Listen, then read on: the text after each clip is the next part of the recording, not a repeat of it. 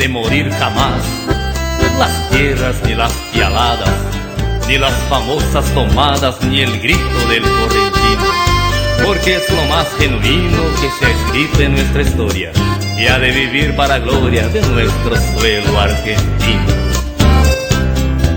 Departamento del Libre, allá la estancia Luján, y el gaucho Tito Bomlán, reunido a su fiel pionada, mate en las madrugadas, mientras que llora el churrasco, y de mano en mano el frasco, entre refrán y humorada.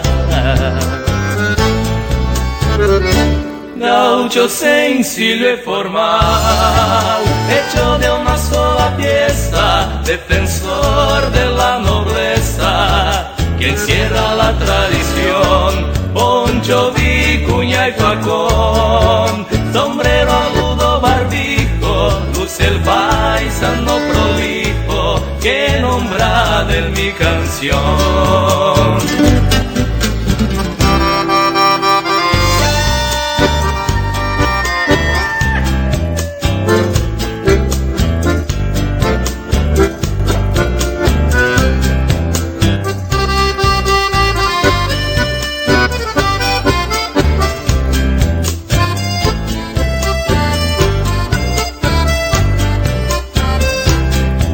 Conocido en la comarca como un gaucho servicial, no hay otro paisano igual, tal vez en todo Corrientes, y a fe de que es valiente, tiene de oro el corazón, y en su abañe dulzón cautiva a toda la gente.